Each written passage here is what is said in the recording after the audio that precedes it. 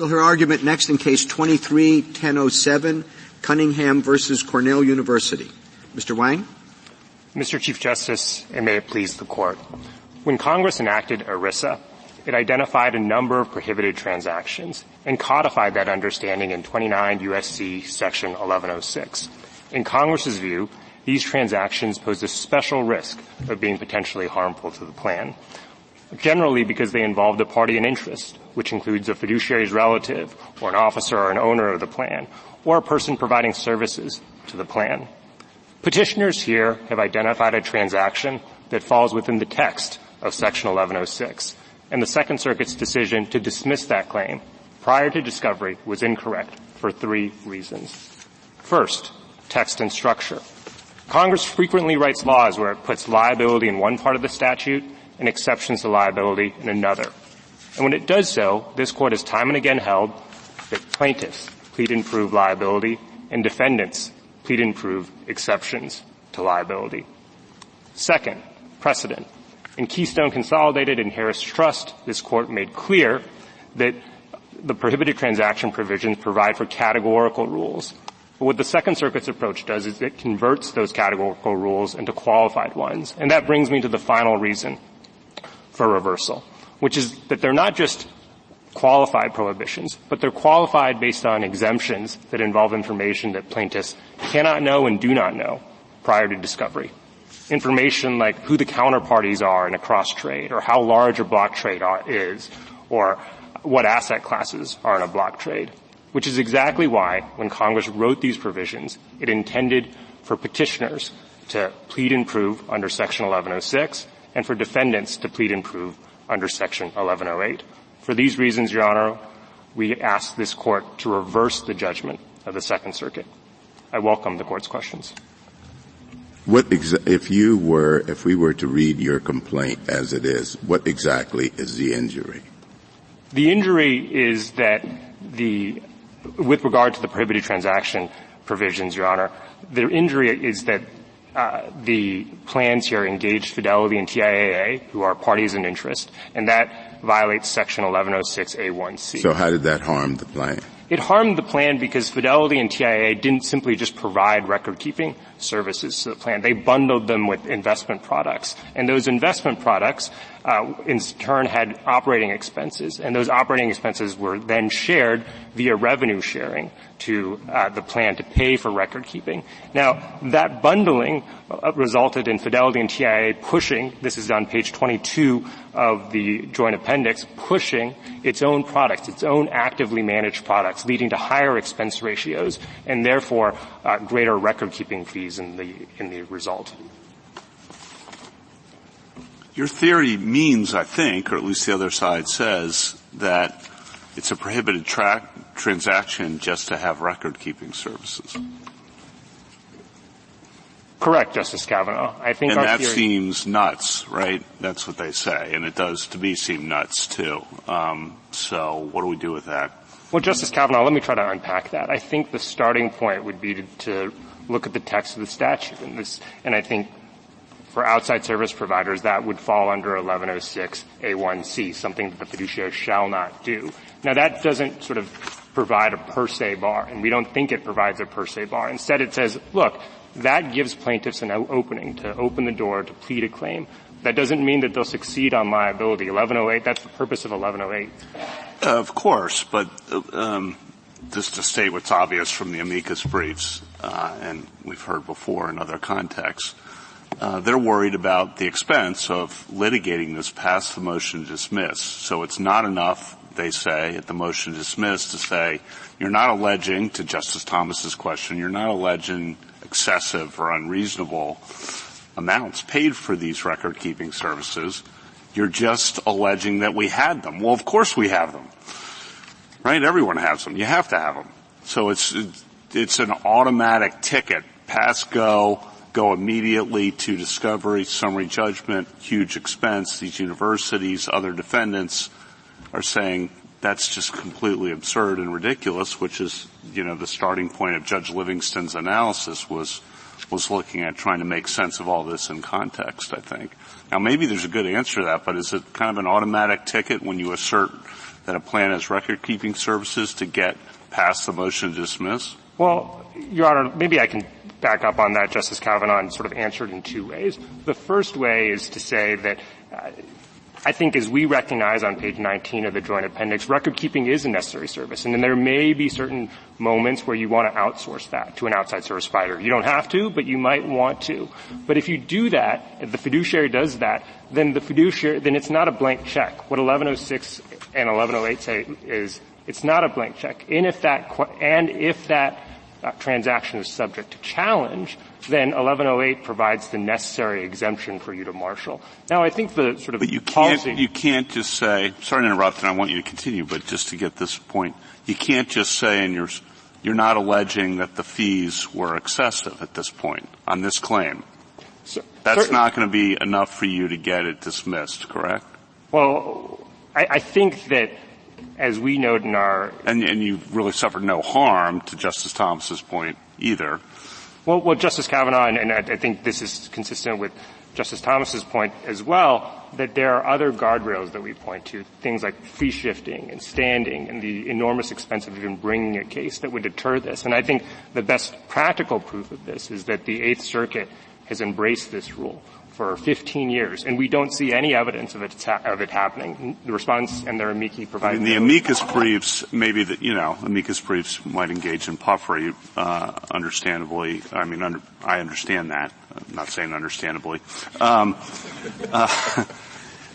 they're painting a pretty bleak picture. The American Benefits Council, the universities who are saying this is a huge problem for the universities. This expanded litigation threat would be near limitless because every college and university relies on third-party service providers. And because the contract's mere existence would be enough to force these defendants to proceed through expensive discovery, it risks opening the floodgates to burdensome. Right? And then they say, rightly, the burden of these suits takes away money from, it's tuition, it's faculty, et cetera. The money comes from somewhere. So that's just in one context. It's other contexts according to the Benefits Council. Well, maybe they're all wrong, but, I take it seriously. I listen to what they say and want to at least get your response. Certainly, Justice Kavanaugh, and two responses to that. The first is I think the Court has, in fact, dealt with a similar issue in Harris Trust. In Harris Trust, that was a case about whether, for a prohibited transaction claim, one could hold not simply just the fiduciary liable, but also the party in interest. And many amicus briefs were filed in that case, and the respondents themselves made the point that, look, if you can hold us liable, hold parties in interest liable, then that's going to create these devastating policy consequences. And the Court rejected that. The Court said on page 254 that Salomon, the defendant, submits that the policy consequences could be devastating. Faced with the prospect of liability for dealing with the plan, parties in interest could refuse altogether to transact with plans. But we know that hasn't happened. Since 2000, when Harris Trust was decided, we've seen respondents themselves agree on this point, that there are, in fact, more ERISA plans being offered. There are more. Mr. Wang. You have a formal argument, all right? And maybe you're going to win on your formal argument. These are exceptions, and exceptions are usually affirmative defenses. And, we could write an opinion that says that, end of case. It could be a nice, short opinion. But it really does seem to close its eyes to the reality of what's going on. And that's what I'd really like you to address. I don't know why this would be confined to universities, but all sorts of employers with defined contribution plans offer the employees a menu of funds in which they can invest. And every employer who does, and there are always going to be record-keeping expenses relating to these funds. And I don't know whether it would be possible, realistic, reasonable for Cornell or any other employer to do the record-keeping for Fidelity and for TIAA. These are their funds. They're going to do the record-keeping for it. So all you need to do in your submission is plead something that is perfectly innocuous in and of itself. Now, maybe the fees are too high, maybe they're not. That's a different question. But all you need to do is plead something that seems to be on the surface completely innocuous. That's enough to get you beyond the motion to dismiss. And then, how many lawsuits just like this one did the Schlichter-Bogard law firm in St. Louis file against universities? Well, Justice Alito, let me try to unpack that. Answer the second question first.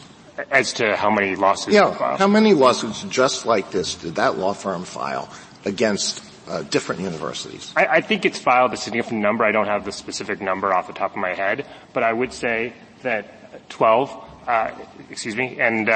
but I would say in the complaint I thought it was 20, but it doesn't matter. So, you file all these lawsuits, and maybe the universities are going to say, look, it's going to cost us a lot of money to go through the discovery. We're just going to settle. And so there's a payday for the law firm. Now, maybe this is not something that we should worry about, but certainly, Justice Alito. Well, I think, first of all, in the amended complaint, we point out that not every university is subject to suit. There are examples such as Loyola Marymount, California Institute of Technology, Purdue, that have, in fact, I think, consolidated to a single record keeper, have had the record-keeping fees below or at the industry benchmark. That's not the Mr. case. Wang, let me ask you this, counsel. So you have a complaint. You got to file it. And my colleagues make a very good point about how it can be easy to overcome a motion to dismiss. But if you're referencing a contract in a complaint, there's a lot of case law out there that allows district courts to review the contract. And perhaps with the full contract before it, it could, as a matter of law, find that the affirmative defenses apply. Would you agree with that? I think so, Your Honor, and I think this is... And then there's also a lot of case law that says that a district court can convert a 12b-6 into a summary judgment when defendants request it at the outset of a case in appropriate circumstances. Would you agree that that would be appropriate in some cases, too? I think that would be appropriate. That's within a district court's discretion. Thank you. And I just wanted to ask you, so, obviously there's some concern about why on earth Congress would have structured it that way. Do you want to address that? Yes, certainly, Justice Barrett. I think it was because pre-ERISA, as Keystone Consolidated points out, pre-ERISA, the standard was the arm's length standard of conduct, but that proved difficult to police. It led to a rife of abuses. Abuses were pervasive. And so I think Congress wanted to prescribe these simple and categorical and straightforward rules and prohibitions that provide plaintiffs a cause of action and recognize the information asymmetry between the fiduciary and the beneficiary. And I think this is Sorry, keep going. Sorry. I think this is just one example of that. As we point out, even with respect to the specific exemption at issue here, 1108B2, B2 includes another provision, B2B, which specifically says and contemplates that information regarding compensation, regarding a necessary arrangement, goes from the party in interest to the fiduciary. It never goes to the beneficiary. Mr. Wang, following up on Justice Gorsuch's points, is there anything in this statute or in the rules that would prevent a defendant in one of these cases from seeking an expedited summary judgment ruling from the court? No, there would not be. So the university or whoever could simply respond, no, we really do have reasonable fees, attach some documents, and that could be the end of the case. We're not necessarily talking about the kind of case that would go on and be a big expense. Certainly, that's correct, Justice Jackson. I think district courts have the discretion to have limited discovery, to order an expedited motion for summary judgment. They do that with no discovery? Pardon me, can you? They do that with no discovery? I think that would be a harder call. But they could do limited discovery. Correct. That's just targeted to that issue, and the defendant can start the ball rolling by moving for summary judgment to include documents that would prove that it's reasonable and necessary, correct? Entirely correct. And Justice Kavanaugh, if I can just respond to your question about why doing it with no discovery may not be appropriate in this particular case. Because in this particular case, what the Second Circuit faulted petitioners for being unable to do was to show how services rendered corresponded with fees and how you could benchmark one with the other. And I think that it's reasonable to say, well, if you're going to ask that question, at least give us the contract. Give us the contract so we can understand what fees and what services were available. And that's not turned over prior to discovery. That's something the defendants routinely do not turn over. Following up. Go ahead. Sorry. No, I was just going to ask about the information asymmetry and those concerns, and also the sort of bigger structural concern. We're focusing here on one type of transaction and one exemption, but as I look at this statute, there are 21 separate exemptions in 1108B, and I guess I'm trying to figure out if there's any principled basis for saying the burdens are different here in this kind of service provider contract, but they would be than they would be in with respect to other exemptions. Do you understand what I'm saying? Yes, Justice. Wouldn't we have to have a consistent rule about whether the plaintiffs bear the burden or the defendants bear the burden of proving exemptions? Entirely so, Justice Jackson. I entirely agree. And I think that this statute provides the reason why, which is to say, look, there is an information asymmetry. The information asymmetry might be lessened as to some exemptions, maybe B2, maybe B1, but it does exist, and given the text and structure. And some of the exemptions, I mean, it would be really, really hard for us to determine that the plaintiff has to plead them because they don't have the information. Correct? Exactly so. Correct. What do you think of the government's point about, and this is following up on Justice Gorsuch's suggestions, the government's point about Rule 7A7 and that use? The Chamber's amicus brief says even the most ardent scholar of civil procedure has likely never heard of that, but it is cited in the government's brief as a tool to mitigate the problems that have been identified. What do you think? Certainly, Justice Kavanaugh. I think this goes to Justice Gorsuch's understanding that the district courts can have a wide variety of tools at their disposal. And I think Justice Jackson as well said perhaps it's limited discovery, perhaps it's an expedited motion for summary judgment, perhaps it is this, according to the Chamber, arcane rule of civil procedure, or perhaps it is an additional sort of pleading. But I think that these are all sorts of tools that are within a district court's discretion given the complaint and the specific pleadings at issue and the circumstances between the parties. Thank you, counsel. Justice Thomas? Before Verity, were there any suits like this? I am not aware of that, of any suits like this. How do the factors the court emphasized in cases like Twombly and Iqbal come into play here? We were interested and did seriously tighten up the pleading standards there, and I wonder if that's something we should take into account in deciding how to allocate the burden of going forward here. Certainly, Chief Justice Roberts. I think that the way that we would see it, if you will, is to imagine if you have sort of three boxes of types of complaints. Box one is the bare bones complaint that says, I'm going to sue you because you did record keeping. And box two is, I think, something more like what we see here, is to say, look, I'm going to bring a suit because I see that record keeping is tied to revenue sharing, and revenue sharing is itself tied to the investment management products that you offer. And you happen to offer products that promote your own services. That's box two. And then box three is everything in box two, plus give us allegations as to the services and the fees and benchmark them based on information you don't know. I think what we would say, and I think this comes through in the government's brief, is that we would say that we don't see any in box one. We don't see any cases in the Eighth and Ninth Circuit, and that is because of the guardrails that we talk about. But if we were to start seeing them, I think within the many tools in a district court's discretion, whether it's limited discovery, Iqbal and Twombly, Rule 7, there's a number of ways to manage that litigation to make sure that box one does not get out of hand. And if I could briefly sort of respond to one point that you made in your question, Justice Thomas. I would say that before Verity, I think Congress was nonetheless concerned with these types of transactions, and not simply the necessarily just a service provider transaction, but I think more broadly as to regarding the parties in interest, which is a fiduciary's relative, a officer and owner, and it combined this corpus and said, look, these are prohibited. And I think those types of lawsuits, I don't have a specific number off my top of my head,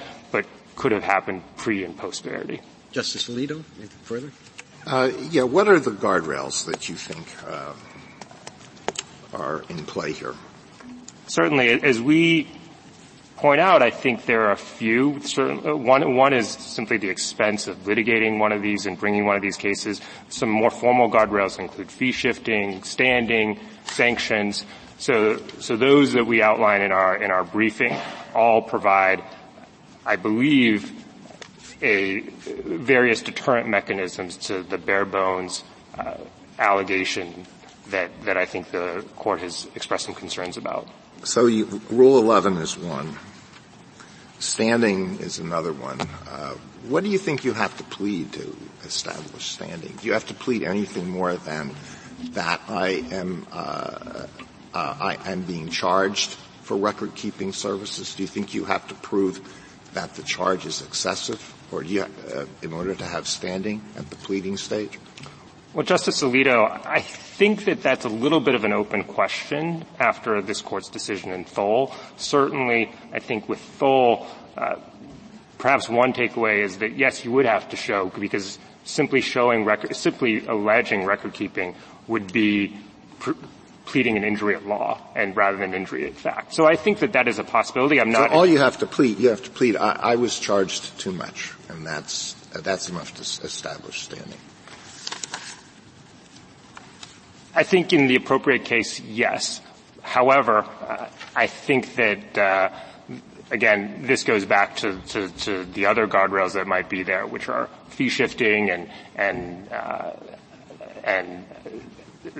questions about the sort of the expense of even bringing one of these cases. So I think these all work together to explain why in the Eighth Circuit and the Ninth Circuit we don't see cases that have these sort of bare bones threshold complaints. And what do you think about the procedure that the Solicitor General recommended involving Civil Procedure 7?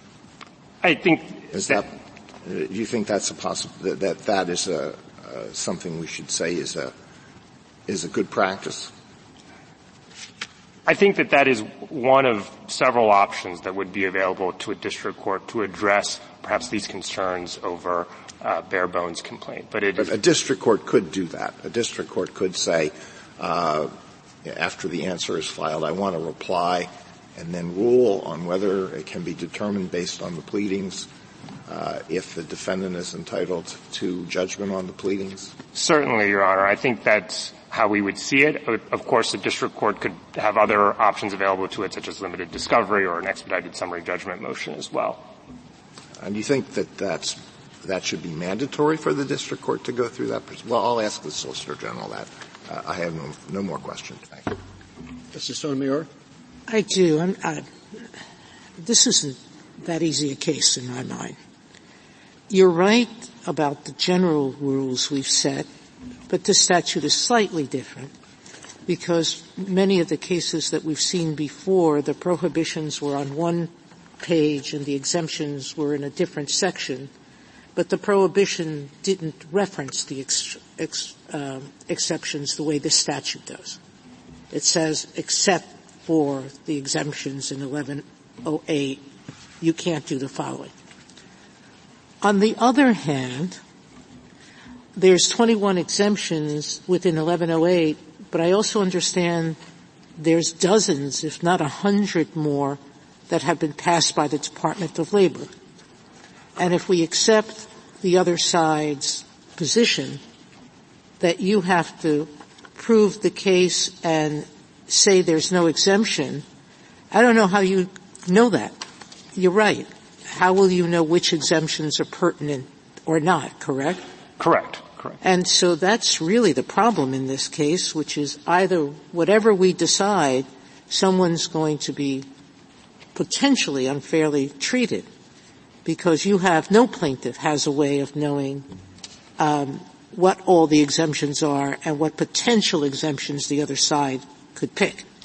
Certainly, Justice Sotomayor, and I think that let me go on, okay? Yeah. Apologies. Okay, that's a given. But here, it's pretty clear that you alleged, and you thought you had some sort of burden, because I read your very extensive complaint, and you basically point to a lot of other industry Correct. Fees and that the fees were unreasonable. You allege it's unreasonable. You show a lot of other fees. I'm not quite sure still, and I will ask the government this. Under normal pleading standards, I would have thought this was enough. I think that the Second Circuit was thinking that it has to be pled with Twombly and Iqbal as a fraud, and that you needed more particularized information relating to the nature of the services in total, some information that you say you couldn't have known. You Yes. just knew how much was being paid and you compared it to what other people were paying. Comparable plans, yes. Exactly. So if I have a problem with that part of it, that the Second Circuit may have asked for more than you needed to plead, what do I do? Well, I think even if I accepted their proposition that you need to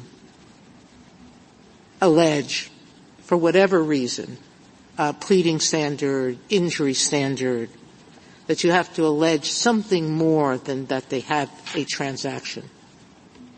Do I get to address that, or I don't, or what am I doing here?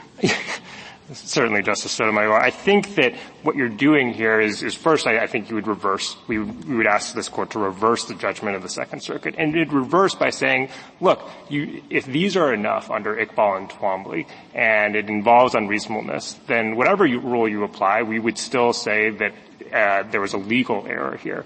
But if I could get back to, I think, maybe the first part of your question, which is perhaps the relative weakness of our decision about the except as otherwise provided language at the top. Well, first, I think that precedent answers this point, and precedent answers this point in a couple of different ways. One is respondents have provided no cases where that actually changes the calculus. It turns the words except as otherwise provided magically turns the word the exemptions into elements. There's no case on that point. In fact, the cases like Atlantic, Richfield, and Schlemmer make fairly clear that all that's doing is saying what happens when things clash. It doesn't expand or contract the liability provisions at all. And I think sort of maybe as a concluding point on this point, that is reinforced by the structure and the complexity and the nuance that's provided in 1108 that involves an information asymmetry that again, cannot be addressed prior to discovery. I'm going to ask the other two about the Second Circuit's actual ruling, which was that with respect to this provision, you have the burden of showing unreasonableness, but it reserved consideration of whether there were other exemptions that you didn't bear the burden about proving. I don't know how it got there at all, right. And I'll ask the government and your adversary how we do that. But Cook did say that establish a narrow ruling for criminal pleadings. I don't think there's any case that ever has applied it to civil exemptions, correct? Correct. So it's hard to rely on Cook, but the essence of its thinking was if a prohibition looks like you can't really tell it's illegal or not, because the exemption here says you can have these relationships, you can just have them with reasonable fees, then you need for the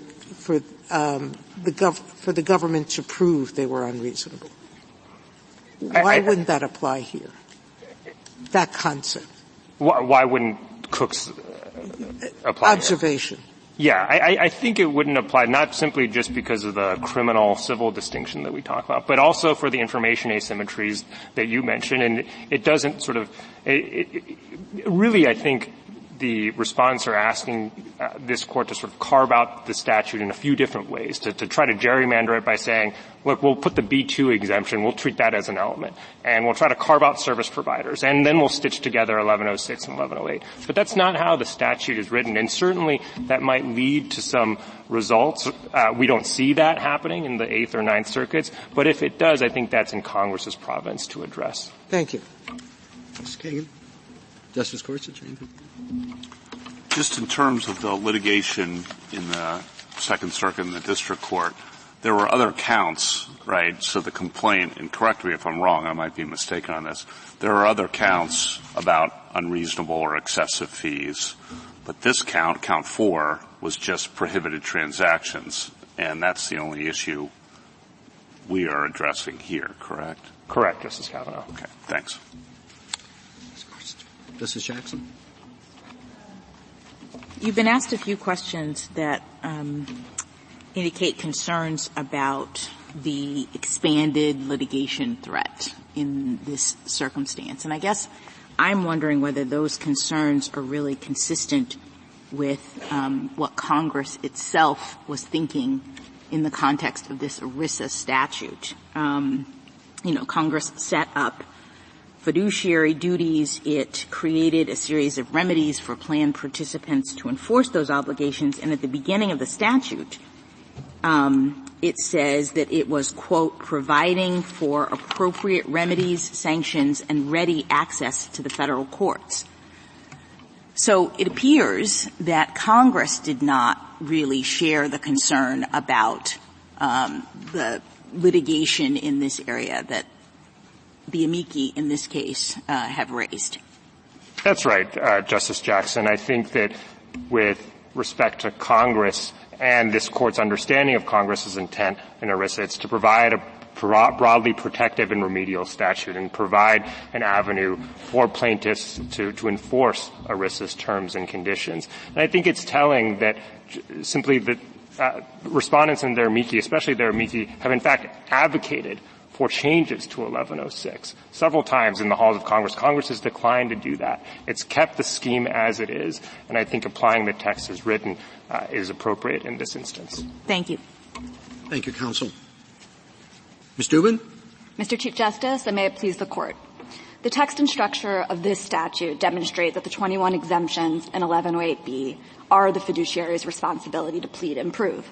But as already discussed this morning, that straightforward reading raises a practical concern for the subset of claims that are at issue here, that plaintiffs could obtain discovery simply by alleging a routine service provider transaction. Importantly, that theoretical concern has not materialized in the real world, likely because courts have the necessary tools to weed out and deter bare-bones complaints. And in all events, we don't think that concern justifies adopting respondent strained reading. Critically, service providers are just one of the 9 categories of parties in interest. The rest are plan insiders with whom transactions carry obvious risks of favoritism and abuse. All the usual interpretive rules indicate that Congress intended the fiduciary to justify such transactions. Respondents' elements-based approach would thus undermine the prohibited transaction provisions as a whole based on pragmatic concerns about one sliver of party and interest transactions. That approach is fundamentally unsound. I welcome the Court's questions. Why would Congress say it's unlawful for existing service providers to be employed in this way? Sure. I don't think Congress is saying it's unlawful for service providers to be employed in this way. What Congress set up is a scheme, and this Court has recognized that several times, including in your decision in Harris Trust, that these types of transactions have a potential of injuring the plan. It's very easy to see that with respect to insiders, as I just mentioned, but it's also true with respect to service providers. You can pay service providers excessive fees with people's retirement money.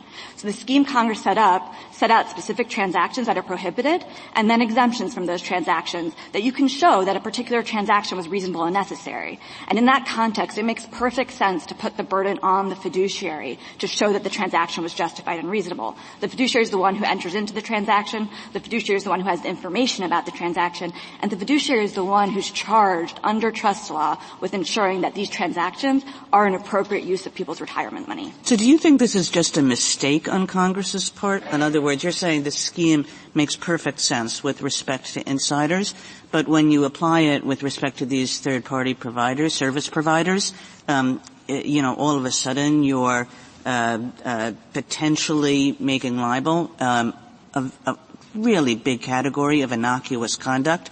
Is this something Congress just didn't understand it was doing? Or, do you have a theory for why Congress wanted to go that far? We don't think it was a mistake. We think it was entirely deliberate. And that's because at trust law, the fiduciary had the burden to justify delegations to third party. The fiduciary was hired for his skill and for his ability to manage resources appropriately. He is allowed to delegate. That's consistent with the restatement second of trust. But when he does so, he's the one who has the burden to justify it. And that's all 1106 and 1108 do, which is you can engage in this transaction, but it's the fiduciary who carries the burden to justify it. So I don't think it's a mistake at all that these service providers were included among the other parties in interest who are all obvious insiders to the plan. Your broader argument, or the sort of remarks that you made initially, seem to suggest or assume that there has to be consistency in the rules about burdens across the different kinds of parties in interest and across the different exemptions. Can you say more about why you think that's the case? Absolutely. I don't see any textual basis here to slice and dice the way the Second Circuit suggested, where it just focused on this one particular sliver of transactions. The textual hook that they're using, except as provided in 1108, equally applies to all the exemptions. So I don't see how you would single out one exemption. That said, we are very concerned with the effect on the other types of parties in interest, and we do think that's a useful tool for interpreting all of the exemptions as a whole. So the bottom line on that is I don't see a basis for why the Second Circuit did what it did, but it is really important that if the Court is inclined to do something more similar to the Second Circuit, even though I can't see exactly the doctrinal basis, it wouldn't let that expand to other parties in interest. How do we write this opinion? Let's assume we start with, as you want us to, it is the fiduciary's responsibility to prove the reasonableness of their fee. That's their burden, okay? But what do we say about the plaintiff's pleading? And how do we say it? Meaning, is it enough just to say it violated 1106? You seem to suggest not. And then how do I explain why not? Sure, absolutely. And then my last question, and you heard it before, was this pleading enough? Sure, absolutely. Let me address both pieces, and if I don't get to the second piece, just let me know. We think that this is a straightforward opinion to write along the line Justice Alito was suggesting. This is a straightforward prohibition and exemption structure, and these are affirmative defenses. We think that district courts already have the tools to deal with bare-bones allegations in Category 1 that we were talking before that just suggest a routine service provider transaction. They already have the tools, and if the Court wanted, it could just leave them to continue doing and applying the plausibility framework that they're already applying. But if the Court did want to say anything about it, I will say the following. They may get it, but I also know plaintiffs' counsel often will come in with the minimum. And if the minimum is just they have this prohibition, how do we avoid that? Sure. If the Court wants what do we have to say to avoid that? Yeah, if the Court wants to say something about it to address the that's nuts example from Justice Kavanaugh, I think the way to address it would be to explain that the plausibility framework precludes such complaints. And I think that's because that complaint on its face obviously implicates an affirmative defense, and the plaintiffs haven't said anything to suggest why the underlying conduct will ultimately be found unlawful. This isn't treading or breaking new ground. This is already done in various cases and various statutory schemes involving affirmative defense where a petitioner or a plaintiff fails to give any explanation of what's going on. Give me some examples. Sure. So I think NIA versus Capital One, which I'll give you the site, is 942 F 3rd 480, is a great example. It's dealing with an analogous structure in the Fair Credit Reporting Act where the exemptions are affirmative defenses, but a plaintiff still has the burden to say something about their theory of why it doesn't apply. I think another helpful context is that in the sanctions context, courts already, many circuits look to whether a plaintiff failed to investigate an obvious alternative explanation, including an affirmative defense. Well, to the extent that you're saying that the plaintiff is going to need to present an affirmative defense and say something about why it doesn't apply, it seems to me that you're 3/4 of the way to Ms. Saharsky's position. So I guess I don't see that as a typical Iqbal maneuver. So this is absolutely critical. Our position is not 3/4 of the way to my friend on the other side's position, and there are two big reasons why. The first big reason is that my friend's position makes these exemptions into elements. That turns them into the plaintiff's burden to plead and prove all the way through, and they forthrightly admit that. That would be a sea change in the way that these provisions are applied. No court of appeals, including the Second Circuit below, has adopted that approach, and we think it would strongly undermine these provisions. But even as to the pleading standards, even as to these service provider transactions, our approaches are meaningfully different. And I think here it's very helpful to think about the complaint at issue in this case, which, as we were talking about earlier, does allege excessive fees that were far above the industry benchmark and gives reasons to think that those fees were excessive, including that the defendants used multiple service providers when they could have used one. We think that's sufficient to say that this explanation is not obvious. However, what respondents think and what the Second Circuit's held below is that this complaint failed because they didn't go on to explain why that excessive fees charged weren't justified by the quality of the services provided. And the theory is something like, if the record keeper is providing the Cadillac of services, maybe these excessive fees are justified. We don't think that the plaintiffs carry that burden. We don't think they carry the burden to negate the exemption in that fulsome way. Well, I don't. Well, please go ahead.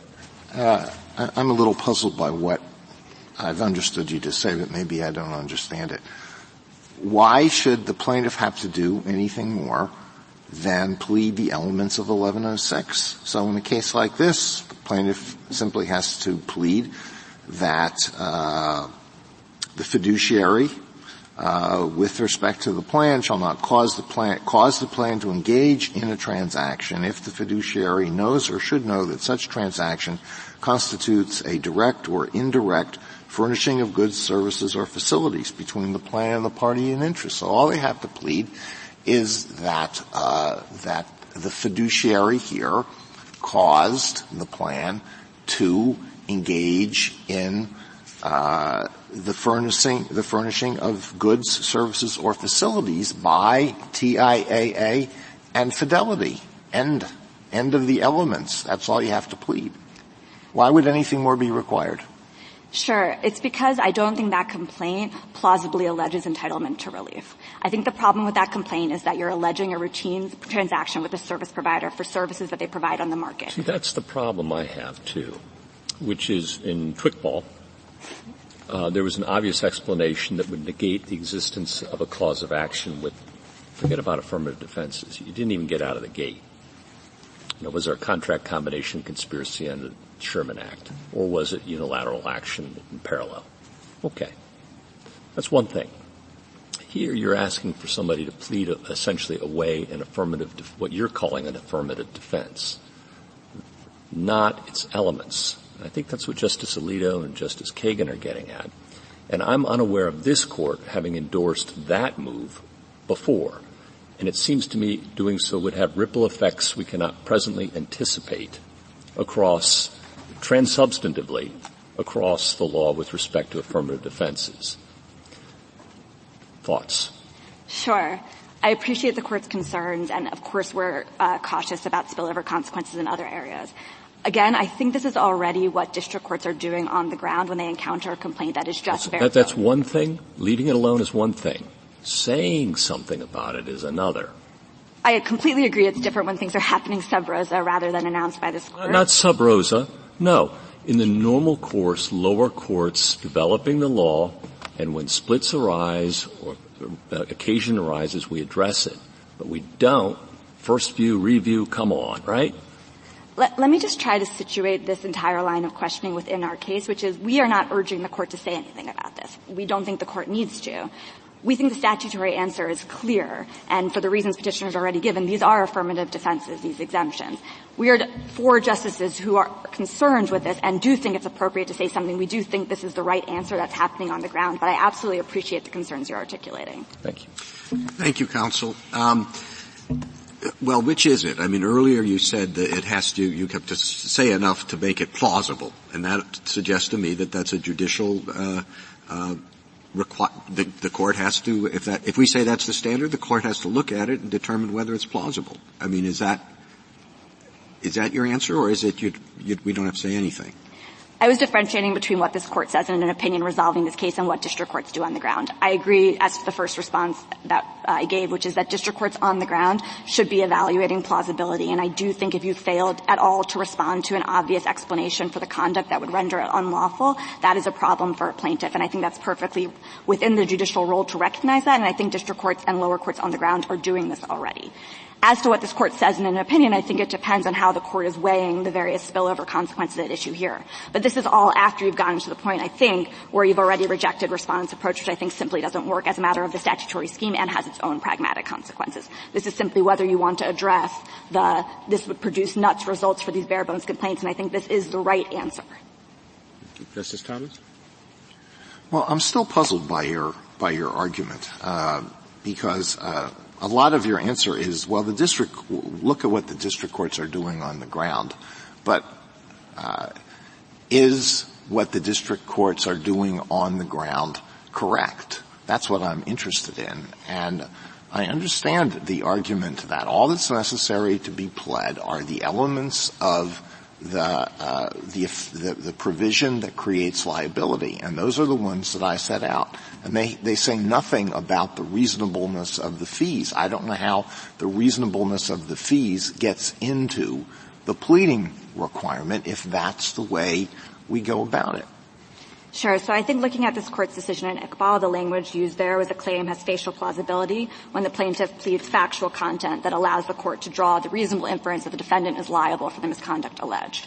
I think that's the standard the lower courts are looking to. It's reasonable liability as to the elements, not reasonable liability as to affirmative defenses that may or may not exist and may or may not be asserted. Anyway, I'll leave that there. There's been talk about the fact that there are ways, maybe those who have concerns about the practical implications of deciding the case, of reversing the Second Circuit's rule those concerns are unfounded.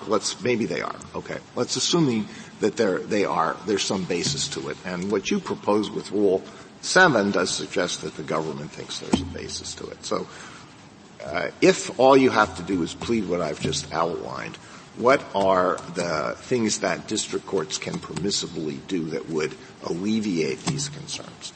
So in addition to applying what we think is the rule of Iqbal and Twombly in this context, I would say that they could also obviously engage in fee shifting. They can sanction attorneys who bring meritless lawsuits. I think both of those are very much deterrents to these types of bare-bones suits being brought on the ground. I think it's very... You think Rule 11 sanctions are really... that's going to do the job here? I do if plaintiffs are begin to bring bare-bones complaints. I'll point you to the 10th Circuit, which said, part of a reasonable attorney's pre-filing investigation must include determining whether any obvious affirmative defense bars the case. The 7th Circuit, the 5th Circuit, and the 6th Circuit have all said the same. I do think a failure to investigate an obvious affirmative defense is a problem for a plaintiff's case. And I think, going back to what you were asking me, I do think it's relevant that Twombly and Iqbal were about the elements. That was what was going on in those cases. But the thing that was motivating the thing the Court was concerned about was that you're coming into complaint without a plausible case against someone, that you have no theory of wrongfulness. And I think these bare-bones complaints share the same problem. Justice Sotomayor? Petitioner's counsel said that maybe the unreasonableness of the fee has to be pled because you have to plead an injury in fact. Do you accept that? I think there's a fairly this goes also to Justice Thomas's question earlier. I think there's a pretty obvious injury in fact from claims like this, which is if you're charging excessive record keeping, that's coming from the plan assets. But coming from retirement. No. You misunderstand. You'd say to us that the only pleading standard is the 1106 violation. The 1106 violation does not talk about the reasonableness or excessiveness of the fees. So the elements will not address that. So if that's all you plead, that's a bare-bone complaint, which I think meets the 8th Circuit standard, correct? Yes. All right. If we are concerned about the consequences of that we're going to have an explosion of bare-bone complaints, do we say something like what your colleague is saying, that that's not enough because you also have to plead injury in fact, and that obviously will take you to the unreasonableness or excessiveness of the fees? I think that is one option available to the Court here. And what would be the collateral consequences of that option?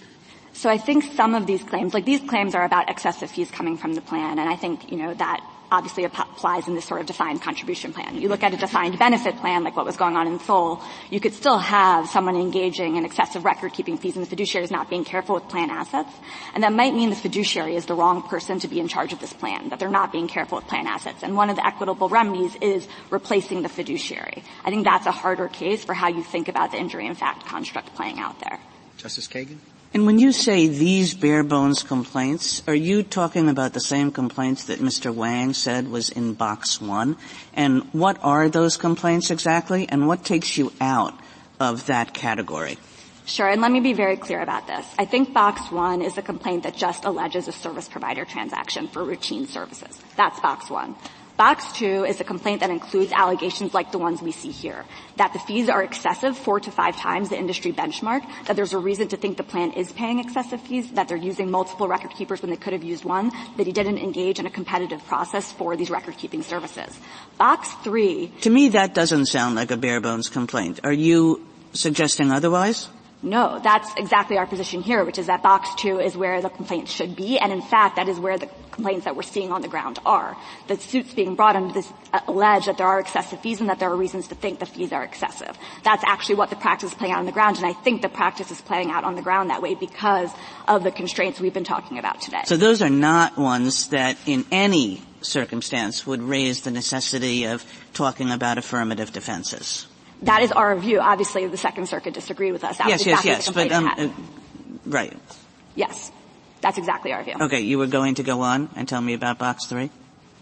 Maybe not. I'm happy to. Box 3 relates to the quality of the services. That's what the Second Circuit held. The Second Circuit held that it doesn't matter all this information that you've included about how excessive these fees are. This might be the Cadillac of record-keeping plans. And if it's the Cadillac of record-keeping plans, then those fees were justified. And the problem is that petitioners have no way of knowing if it's the Cadillac of record-keeping plans. But I take it that as you survey the litigation here, you're saying that most of these complaints, or all of these complaints, are box 2 complaints, not the kind of bare-bones complaints that would suggest some special need to do Iqbal maneuvers. That's right. Those are the ones we're seeing, and we haven't seen respondents identify any bare-bones complaints, including in the Eighth Circuit, which has been applying this rule that petitioners are advocating for 15 years. And we think that's because of the constraints that are already operating. Thank you. Mr. Gorsuch? Mr. Dubin, very briefly, we got cut off because of the red light, but I didn't want to rain on your Iqbal parade too much. It does seem to me the 7A argument's not completely out of left field here. They're generally disfavored, as I remember from practice. But the exception, one of the exceptions, is when you have an affirmative defense that's pled in the answer. Sometimes the district judge will say, I want to see the reply. And it happens a lot in qualified immunity, I believe, in particular.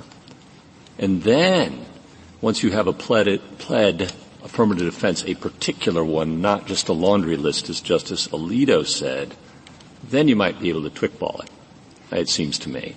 What do you think of that? I agree with you, and I think you're right to recognize that this is not some arcane rule of procedure. It does come up. It's pretty arcane, but it's not wholly unknown in civil practice when there's an affirmative defense. I had to do it. I remember it. And you got to plead facts, and then you have something to assess, a real Iqbal question to answer, I think. Yes, absolutely. I don't want to rain on the parade we're having here, but I will say that the one thing I do want to make clear is at that point you still don't have the burden to do what the Second Circuit held the plaintiffs to here, which is because they treated the defense as an element of the plaintiff's case. Sure, but you could say as a matter of law, based on the facts pled, no reasonable juror could doubt that this affirmative defense applied. Okay. A couple questions on a bare-bones complaint, Category 1, the pure prohibited transaction. I think you don't have standing. I think that's the problem with that complaint, as we've been talking about. I was just talking about Justice Sotomayor. But I think before getting to sort of the standing concerns and how it would play out in various contexts, I really just think the most obvious answer is plausibility. But yes.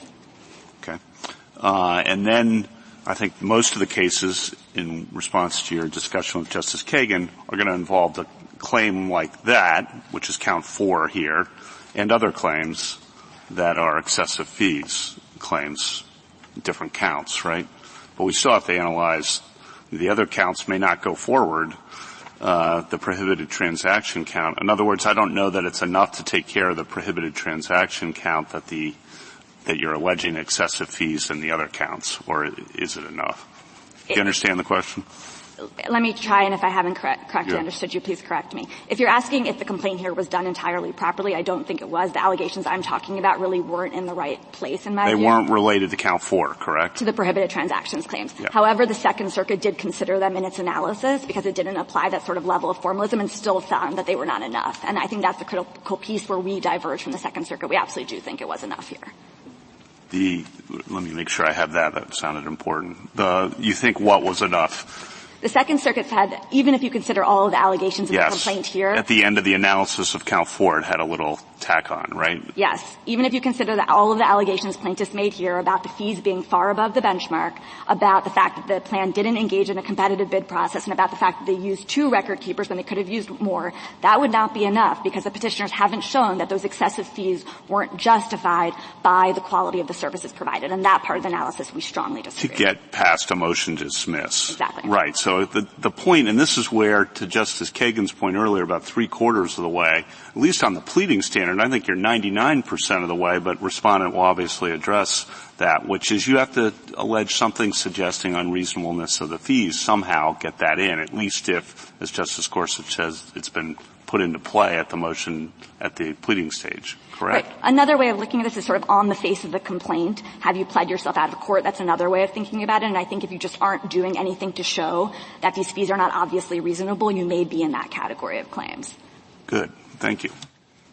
Justice Barrett. Justice Jackson. I guess I'm wondering, is this case really about what needs to be pled, and do we need to say that? I thought the government's basic position, or at least petitioners, was that the problem with the Second Circuit's view was that it didn't recognize that the exemptions are, in fact, affirmative defenses and instead treated them as elements. And that it would be enough, and maybe I'm wrong about this now, given all the conversation that we've had, but that it would be enough for the court to say these are affirmative defenses, they are not elements, therefore the burden is, on the defendant to establish them. I didn't know that this was an Iqbal Twombly case where the court was being called upon to determine what the plaintiff had to do, as opposed to determining that defendant bore the burden of establishing these exemptions. I entirely understand where you're coming from. I think to resolve the elements question, all you would need to hold is that these exemptions are, in fact, affirmative defenses and not elements of the prohibitions for all the reason you heard already this morning. However, I do think a real practical concern has been raised by the bench. It hasn't materialized yet. We haven't seen it in the Eighth Circuit. And I think that the government has offered an option for thinking about how district courts will be dealing with complaints that raise those concerns if they were to materialize in the future. Whether the court decides to write that in an opinion and offer that guidance to the lower courts, obviously I leave to the court, but it is an option available to ensure against this concern that respondents have raised. But even if you disagree with the government on that, even if you don't think that that's the appropriate use of Iqbal and Twombly, it still wouldn't counsel in favor of adopting respondents' approach, which is a misreading of the statutory text. It doesn't account for the other party and interest transactions. It doesn't account for the other exemptions, and it raises its own pragmatic concerns.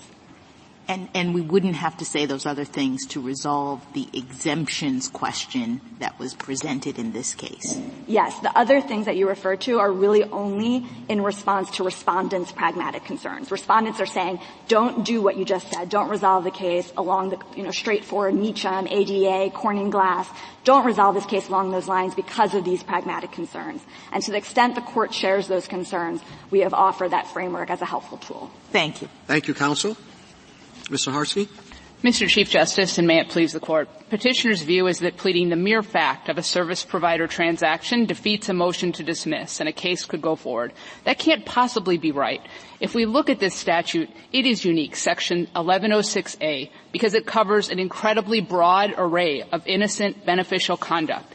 In fact, ERISA separately requires and encourages hiring service providers. Section 1106A thus has to be read together with Section 1108 to limit this cause of action to culpable conduct. And we know that in part because Section 1106A has this cross-reference to Section 1108, which says except as provided in Section 1108. Tellingly, there are two different parts of 1106 here. There's A, which includes all of this innocent conduct, and B, which includes only self-dealing conduct. And that cross-reference isn't in Section 1106B. It has to be doing some work textually, and it doesn't under Petitioner's provision. If you look at all of this together, it shows that Congress's intent was to define the cause of action as not just a service provider transaction, but one where there's some wrongful conduct, where the services are unnecessary or the fees are unreasonable. And under Petitioner's view, all the plaintiff has to do is plead the mere fact of a transaction, no allegation of wrongful conduct, It automatically opens the door to expensive discovery. The cost is disproportionately borne by defendants. It would force settlements of meritless litigation. It has in some of these university cases. The ultimate result would be to hurt plan participants and beneficiaries. The government recognizes that that is an intolerable result, and I'm happy to discuss why its proposed solutions don't make sense. But the bottom line is the Second Circuit got it right, and this Court should affirm. I welcome the Court's questions. What should be pled?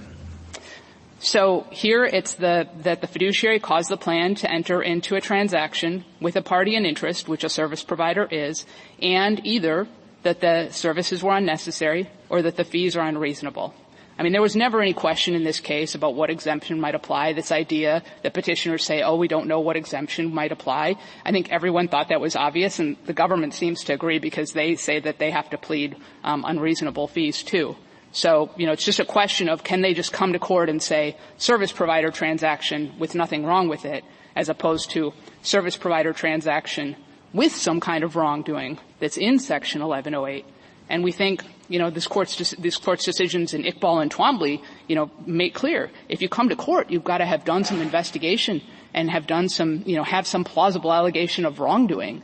And it just doesn't make any sense to read this statute as allowing a cause of action to go forward with no allegation of wrongdoing. What is your position on who bears the burden of proving the unnecessary and unreasonable fees? The plaintiffs, because it's an element, and so they would bear the burden. So you disagree that it's an affirmative defense, that the exemptions that in 1108 are affirmative defenses? For Section 1106 claims, they are elements of the claim. They are not affirmative defenses.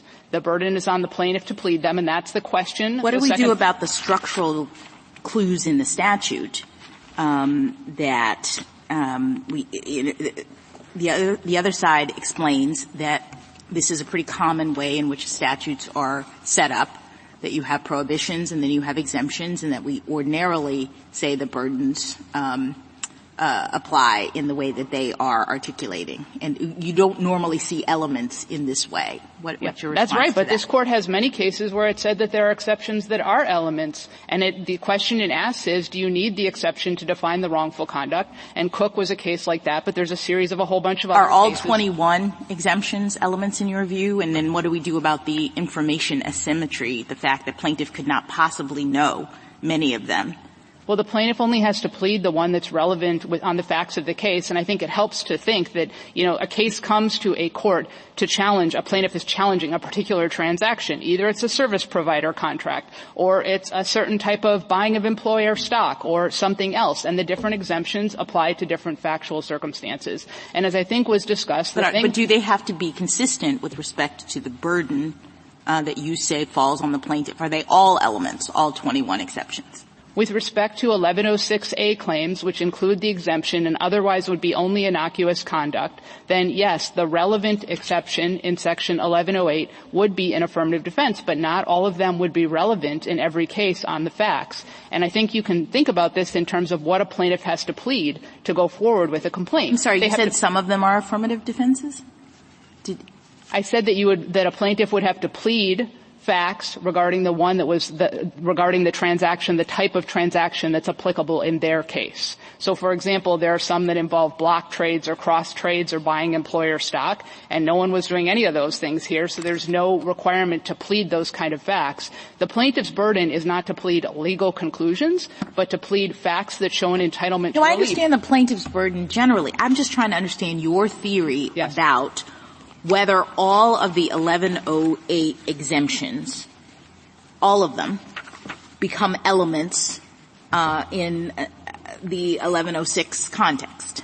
In 1106A, which is the first part of the statute that is incredibly broad. It includes every kind of transaction you could imagine with a plan. The only thing that the petitioners say is exempted is the thing that this Court exempted in the Lockheed versus Spink decision, which is paying benefits to a beneficiary. But it covers pretty much everything else in the world. The definition of party and interest is literally an everyone and their mother provision. And so this broad range of transactions has to be understood with respect to the exemptions in Section 1108, And yes, they would be elements as apply based on the facts of the case. But you just plead the facts that are relevant to the transaction at issue. And so for this transaction, there was never any question that what was at issue was a service provider transaction. The exception that was relevant was the one for reasonable fees, necessary fees, et cetera. And if for some reason there was a case in which a plaintiff pleaded and did not include a relevant exemption, well, of course, Rule 15. Can I ask you about potential problems for other statutes that are created in this same way? I mean, do we have to worry that if we're suddenly saying that the exemptions in this structure are elements that we're going to implicate things like the Federal Arbitration Act, which has a similar dynamic? I don't think it's a problem because this Court considers each case and each statute as it comes. That's what it has been doing since the decision in Cook, where it said, look, if we look at something and it's called an exemption and it's in a separate provision, we probably would think it's an affirmative defense, but there's some circumstances in which we don't. Say if there's a cross-reference to the provision or there's some other way that it's directly incorporated. Or, for example, if the conduct that is in the initial prohibition covers so much beneficial, innocuous conduct that you think we can't define the wrongful thing that Congress was trying to get at without using the exemption. And that's the inquiry that this Court has done. And that's Do you think this is a class of one? You know, that this is the only statute we're going to find where it's going to satisfy your requirements? As I understood it, you said you need the cross-reference and you need the fact, and it's a fair point, that this statute, the 1106, covers a vast amount of conduct and a significant amount of beneficial conduct. Is this a category of one, are you basically saying, that we should create? Well, I think the Court has already found categories or found circumstances like this. Not a lot, but in the history of the Court's opinion, there have been other times the Court has found exemptions to be elements. The Vuitch case, Berman, Ruin, Ledbetter, Britton, a number of cases. The Second Circuit also relied on a Fair Debt Collections Practices Act case, Roth. See, I think it might be, I might find it sort of a happier rule if you had just said it's a category of one. Right, but what I'm saying... Because what you're saying is, I mean, the cross-reference, there are cross-references like this all the time, which you wouldn't think preclude the typical rule affirmative defense structure. Mm-hmm. And then you're saying, well, we should consider how much legitimate conduct a particular provision incorporates. That seems like a very loosey-goosey inquiry to me. You know, how much do you need? At what point do you get over the line? It seems as though you're asking us to distinguish among statutes in ways we shouldn't be doing. Well, what I was suggesting and hoping to give you comfort, Justice Kagan, was that this Court has already has this method of statutory interpretation where it looks at these factors and comes to the right answer, and there have not been, a lot of cases where there are exemptions that have been found to be elements. And so I thought that it might give the Court comfort to know that this is something that the Court has been doing for decades and decades and centuries, and it hasn't been a problem. It's just in this particular context, the statute really can't be understood without reference to the exemptions. Good word, context. So you're saying a statute like this, structured like this, can sometimes be read to mean elements, sometimes more often be read to be affirmative defenses. And how do we tell? Right. And the context would seem to be key on that, and some of the concerns that we've been discussing or I've been raising, the amicus briefs raised, others have raised, would suggest that the context here suggests it doesn't make much sense to read this 1106A that way.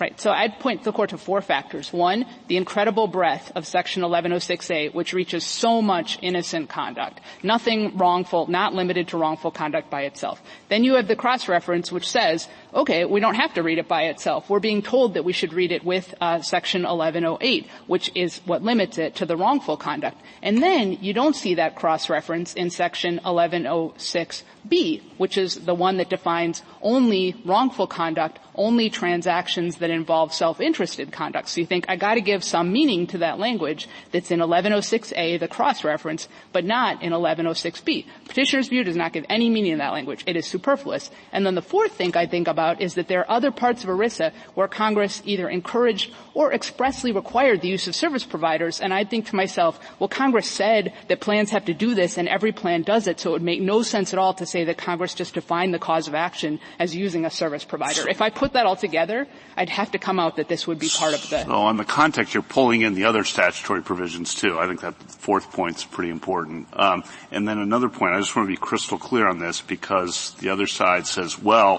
what about the insider transactions? And those are 1106B, correct? So 1106B are when the fiduciary has conflicts of interest, self-dealing. Those are all on their face bad transaction. I understand the argument that the other side of the government is to be making is, well, maybe 1106A is also like that because parties in interest include insiders, but they include a lot of people who aren't involved in conflicted transactions. They include service providers. I mean, it is the immense breadth of the party and interest definition is hard to describe, but I think the point of that is that you need a way to limit the 1106A provision, and the cross-reference tells you to do it using the exemptions. Another thing that I just might say... I'm sorry. Just to answer Justice Kavanaugh's question more directly. Sure. 1106B does not prohibit a plan from leasing or from accepting services from an insider. That's only prohibited by A. Correct. I'm sorry. That's what Justice Kavanaugh was asking. That's wrong. That's 1106A covers insiders and outsiders. Right, and 1106B covers. Can you repeat that? Sure. Well, sorry. So 1106A. Yeah, you're clarifying it. I think 1106A does. Let's do it in the negative. 1106B does not include an insider doing services at a reasonable price. 1106B does not directly address service provider transactions. And so if I might just back up, 1106... So it doesn't include, you are only cover an insider service provider by 1106A. Well, it could. It's just that B is written in broader terms. So if the B, just if I could back up, A involves a transaction between the fiduciary or the plan and a party in interest. B involves the fiduciary himself or herself doing something with respect to a plan. And so B is focused on the fiduciary's conduct, and it could involve dealing with the assets of a plan for his own benefit in his own account. It could be being on both sides of a transaction or on the side of a transaction that's opposite to the plan, or it could involve receiving a kickback. So those things could happen in the context of a service provider transaction. It's just that service provider transactions aren't directly addressed, aren't specifically addressed in Section B. They are addressed in Section A, but they're not just service provider transactions with insiders. They're transactions with any service provider. It's any service provider is defined as a party in interest. So what is your cross-reference argument? I mean, why isn't the conclusion that the cross-reference in A is just saying that the exemptions can apply in this world of service providers, and it can't when a fiduciary is self-dealing, this is like a more significant thing, and we're not going to allow it? Because Section 1108 already says that its exemptions apply to all of 1106. It says that in 4, 5, or 6 different places that are cited in the brief. So 1108 by itself says that its exemptions apply to all of 1106. And so you have this extra language in 1106A. Yeah, but we don't know which language is extra, right? We don't know whether it was just a sort of a drafting mistake on Congress's part with respect to 1108 to say that all of it applies when they really were not applying it to B, 1106B. I mean, I just don't know that we can draw the conclusion that that something is work with the cross-reference that leads to the conclusion that you want us to draw. Well, it's not just the cross-reference. It's the structure of the statute and the rest of ERISA and the other factors that I was discussing with Justice Kavanaugh. But I do think that it's telling that the cross-reference is in 1106A. It is not in 1106B. The Court, of course, looks at the text very carefully and tries to give meaning to the text. And the only party here that's giving meaning to that text in 1106A is us. If you want to disregard that text, we wouldn't advise that, particularly because there are other parts of ERISA, like the parts that require the use of service providers. What do you say about the principle that the Solicitor General put forward, that the fiduciary generally carries the burden to plead and prove the reasonableness of their actions, and that that's really what is underlying the structure of this? I don't think that that's true. I don't think that the law of trust said that, and I don't think that that's something that ERISA says, particularly in the context of service provider transactions. Now, this case is not about the burden of proof. This complaint got dismissed at the pleading stage. So the question the Second Circuit had to decide was, who has the burden and what is it at the pleading stage? What does a plaintiff have to plead to go forward past a motion to dismiss and into discovery to allow a case to go forward? It's been suggested that the concerns that seem to have animated the Second Circuit were unfounded or at least overblown for, I count, 6 reasons. And it would be helpful if you could explain why you think they are insufficient. So one is Rule 7 of the Rules of Civil Procedure. The other, which I really don't exactly understand, is the idea that Box B complaints are required but would be sufficient. Another one is standing, expedited discovery coupled with a motion for summary judgment, fee-shifting sanctions. Why are they not sufficient? Right, because the rule is that a plaintiff has to come to court and plead the elements and doesn't have to plead affirmative defenses. Now, if the court, and that's how Iqbal and Twombly are understood, that's what it means to bring a claim to court and plead facts to show an entitlement to relief. It's entitlement to relief on the elements. And okay, so what about the Rule 7 workaround? So we think that is kind of convoluted and discretionary, and that's the problem with it. First of all, there would not be an opportunity to evaluate or dismiss the case on motion to dismiss because Rule 7 just applies to an answer. So the court has discretion about whether it can ask for a reply brief or not. So I guess what the government is thinking is the plaintiff pleads the mere fact of a service provider transaction. The defendant says, no, it is for reasonable fees and necessary services, and then at that point the court should exercise its discretion to require the plaintiff to plead additional facts to show that the fees are unreasonable or the service is unnecessary. The problem with that is that it's discretionary. A plaintiff could go to a district court that's favorable. The district court would say, I don't want to do that, and then it's off to discovery and off to summary judgment. Well, could we say that in the particular circumstances here it would be an abuse of discretion for the district court not to follow that procedure? The court absolutely could say that. I guess my suggestion would be is that the court should be very clear if that's what the court wants, because that's not the way that things happen now with respect to Rule 7. And so the court would hopefully say that in those circumstances, in the case of a service provider transaction, that if the defendant alleges that the fees were reasonable, the services were necessary, something in Section 1108, that then the district court absolutely should require the plaintiff to respond and plead facts to plausibly show that the fees were unreasonable. I mean, our bottom line, which I understand to be the same as the government's bottom line, although I'm not entirely sure, is that the plaintiff should not be able to just come to court and say there was a service provider transaction, that's bad, we're off to the races with a lawsuit. They should what about standing and expedited discovery coupled with a summary judgment motion? So I will address each of those, but let me just say none of these supposed solutions or guardrails are working now in the district courts, and that would be before the court announced a rule that you could perhaps just go in with a service provider transaction. And just to one point on that, there have been 24 lawsuits that have been filed against university plans. In none of them has a court found that the plaintiff succeeded on the merits. This has been like millions of dollars that these universities have spent on discovery, and individuals who've been named personally and had to live under a cloud for years and years. So this idea that there are these great guardrails that are going to solve that problem, that's not happening now, and that's before petitioner's position gets accepted. But to specifically answer your question, I don't know that standing is a solution, because establishing an injury for standing is different from establishing an entitlement to relief under a cause of action. I don't know what injury a plaintiff might claim. I mean, I think petitioner's theory is that the mere fact of paying money to a service provider is an injury, because Congress decided that that was bad, or at least presumptively bad. So now there's been a suggestion that the injury would be unreasonable fees, but that to me gets us back to, well, aren't the unreasonable fees part of the elements of the cause of action. So there's also the possibility of jurisdictional discovery and standing, which, makes it seem to me like not a very great solution.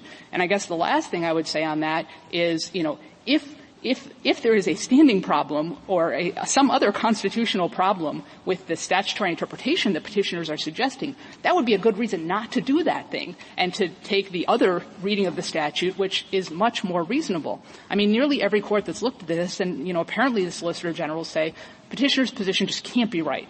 That just cannot be right. And there has to be a way to make sure that the plaintiffs have some burden to plead something more. And there's a really obvious way to do that, which is to say, well, in this circumstance, we understand that Section 1108 helps to define the cause of action, to say that this is actually something that the plaintiffs have to plead. And just to get back to a point Justice Kagan made, I don't think it would be a big deal or weird to do that because, this Court takes each case as it comes to it. It's not like it has had a lot of interpretive questions about Section 1106A, but the last time it did in Lockheed versus Spink, there was another plaintiff that came in and was suggesting a reading of Section 1106A that seemed kind of facially just crazy. You can't do this. You can't say 1106A prohibits a plan from paying benefits to beneficiaries, but the language of Section 1106A was so broad that it seemed like it could cover it. And the Court said, we're not going to do that. We're going to read the particular provision at issue in 1106A to not allow that result. And that's exactly what we're asking here. And just in terms of the experience, in terms of the lower courts, these prohibited transaction cases do not come up very often now. There's maybe a handful of factual circumstances where that have been litigated in the courts of appeals that involve fees for services, participant loans, some cases with buying employer stock or property, like employee stock ownership cases, things like that. There's kind of a handful of these. I don't think any of them have led to circuit splits. I don't think that there should be much concern about the Court, adopting a rule that's going to have spillover effects for any of those. And so I guess, what we would say is that the Court should decide this case just as it decides, all of the cases that come to it, which is on the language of this particular provision. And we appreciate that the government is, trying to help find these solutions to the problems with petitioner's position. But I think at the end of the day, they're not happening. They're not working now. I think they're discretionary.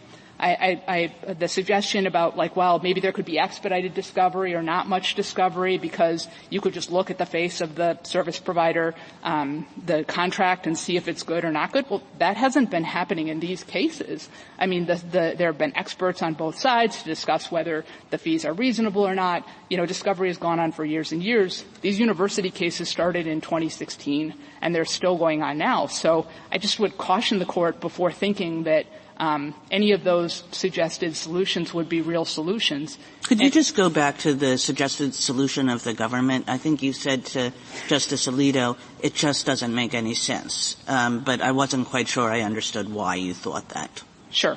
So if the solution is that a plaintiff has to plead unreasonable fees or unnecessary services, then that is a great result. But we just want that to be clear that that is the obligation that the district courts would enforce. So there are two ways that the government suggests getting there, and they both seem kind of convoluted to us and also had this discretionary aspect that we're concerned about. The first way that the government suggests is on motion to dismiss. The idea would be that in response to a motion to dismiss, that a plaintiff would have to plead additional facts to show that the fees were unreasonable or the services unnecessary. But, why would the plaintiff have to plead that because it's not an element? The government says it's an obvious alternative explanation.